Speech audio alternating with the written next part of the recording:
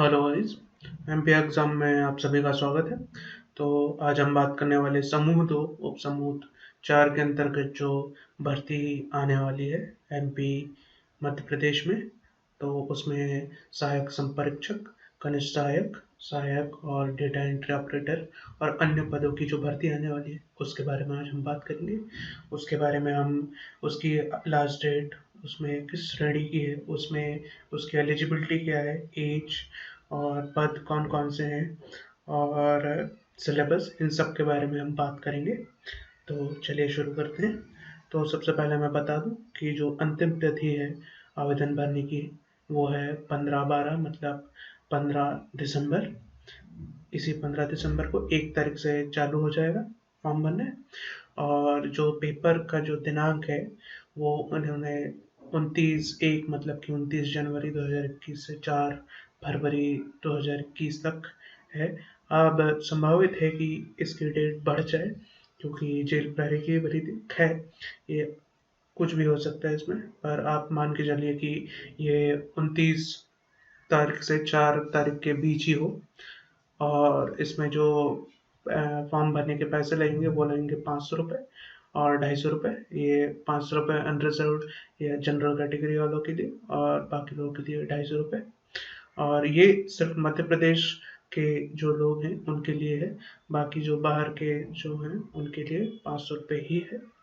तो ये जो एग्ज़ाम होगा वो 2 पाली में होगा, सुबह 7 से 8 और दोपहर में 12 से 1 ये रिपोर्टिंग टाइम होगा।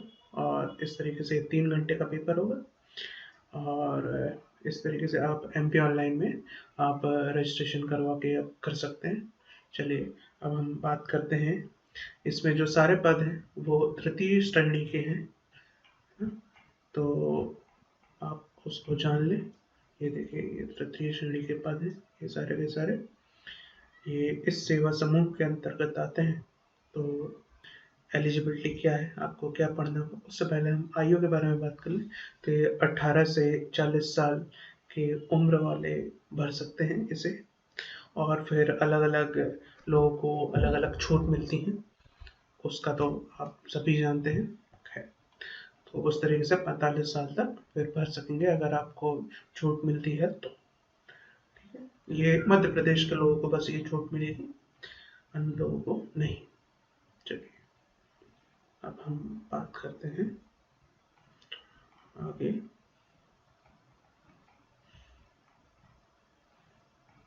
इसमें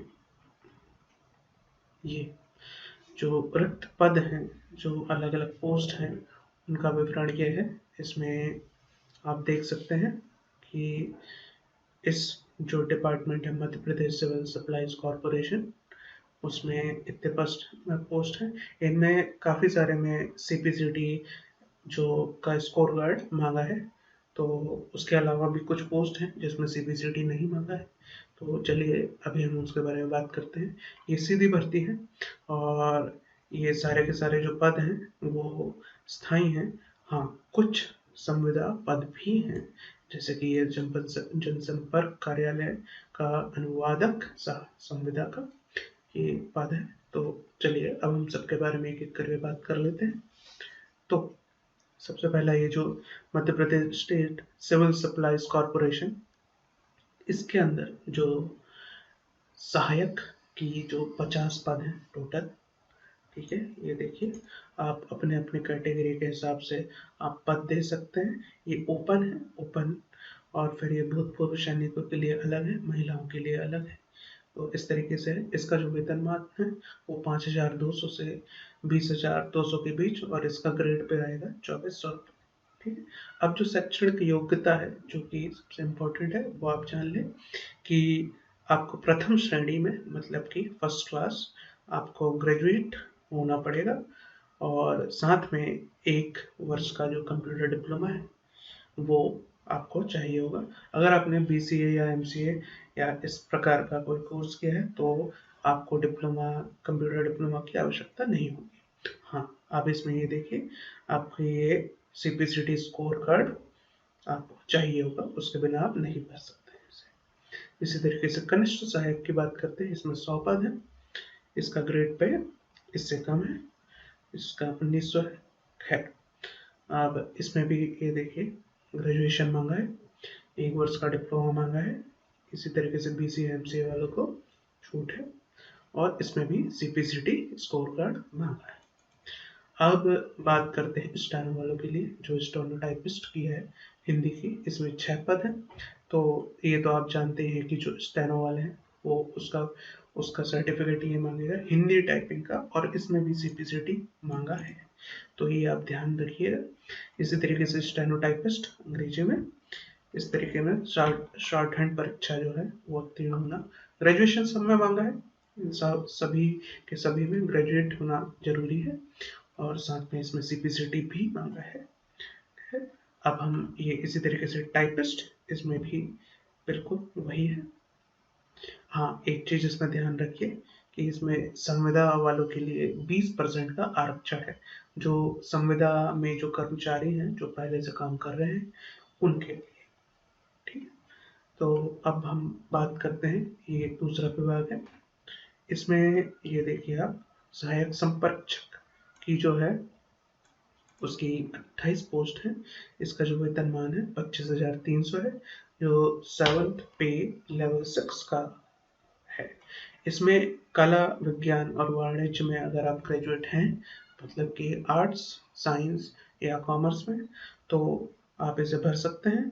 इसमें कोई CPCT नहीं मांगा है, इसमें सिर्फ आपको ग्रेजुएट होना है और आप भर सकते हैं। ठीक है, इसी तरीके से ये सहायक संप्रेक्षक की इसके 7 पद हैं। इसमें भी ये देखिए कला, विज्ञान और वाणिज्य में आपको स्नातक मांगा है। चलिए अब हम बात करते हैं डेटा एंट्री ऑपरेटर की। इसके 23 पद हैं। किस विभाग में है ये आदिवासी विभाग में। अब इसमें ये देखिए इसकी इन्होंने जो पेमेंट है वो बढ़ा दी है, रिवाइज हो चुकी है, तो वो हो चुकी है 19,500 से 62,000 के बीच। ये पहले थी 5,200 से 20,200 के बीच, तो ये बढ़ चुकी है। इसमें भी CPCT का स्कोर कार्ड मांगा है। इसमें आप नॉर्मल ग्रेजुएशन और फिर आपको साथ में डिप्लोमा होना अनिवार्य है। ठीक है, अब इसी तरीके से संविदा कर्मचारियों के लिए इस पोस्ट में 20% का आरक्षण, इसमें 8 पद, ये देखिए इसमें भी सेम वही CPCT का स्कोर कार्ड मांगा है और ग्रेजुएशन मांगा है। हाँ, अब ये देखिए शासकीय दंत चिकित्सा महाविद्यालय इंदौर में ये रिसेप्शनिस्ट की 8 पद हैं। इसमें आपका ग्रेजुएशन मांगा है, PGDCA और CPCT भी, और हिंदी और अंग्रेजी टाइपिंग का ज्ञान। इसमें कोई सर्टिफिकेट नहीं मांगा है, पर CPCT आपके पास प्रमाण पत्र होगा तो वो एक तरीके से ये आपको वेरीफाई करता है कि आपको ज्ञान है।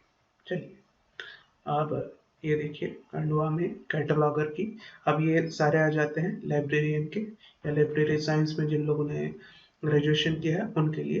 ये देखिए इसमें सिर्फ लाइब्रेरी साइंस में ग्रेजुएशन मांगा है। इसी तरीके से लाइब्रेरी असिस्टेंट, उसमें भी स्नातक मांगा है। अब ये देखिए इसमें भी देखिए, अब हम बात करते हैं, ये निरीक्षक की है, ये रजिस्ट्रार फॉर्म संस्था है भोपाल में, तो इसके 2 पद हैं।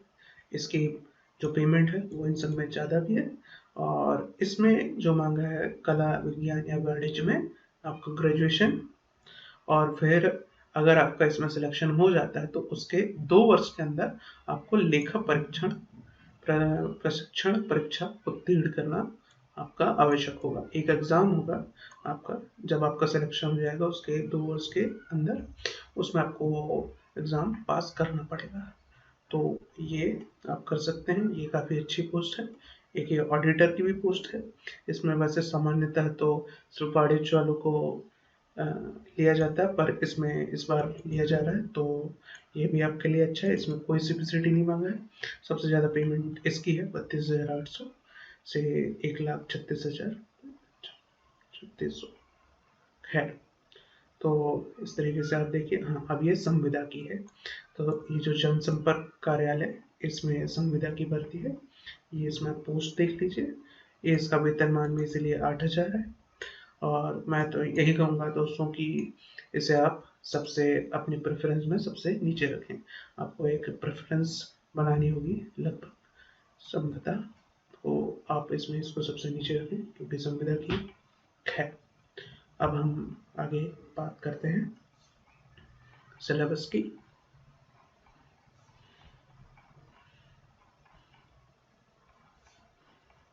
ये देखिए, ये इसी बारे में दिया है किस तरीके से है। अब हम सिलेबस ये देखिए, जो है पहला खंड आ, 2 खंड होंगे इसमें, और उसमें खंड आ में जो 100 अंकों का होगा उसमें सामान्य विज्ञान, सामान्य हिंदी, सामान्य अंग्रेजी और सामान्य गणित, ये 100 अंकों में पूछा जाएगा। और अगले जो 200 अंक हैं वो उसमें सामान्य ज्ञान और अभिरुचि मतलब जीके, और कंप्यूटर ज्ञान, तार्किक योग्यता और सामान्य प्रबंधन, ये पूछा जाएगा 100 अंकों का। तो इस तरीके से ये 200 अंकों का पेपर होगा। तो दोस्तों इसकी जमकर तैयारी कीजिए, और अगर आप में कोई आपको इशू है, कुछ पूछना है, तो आप कमेंट में लिखिए और इसे शेयर कीजिए और सब्सक्राइब करिए मेरे चैनल को आने वाले अपडेट्स के लिए। मैं आगे भी आपको इसके बारे में बताते रहूँगा, और आने वाली मध्य प्रदेश की आने वाली भर्ती, रिजल्ट और एडमिट कार्ड के बारे में आपको सही समय पर बताते रहूँगा। तो सब्सक्राइब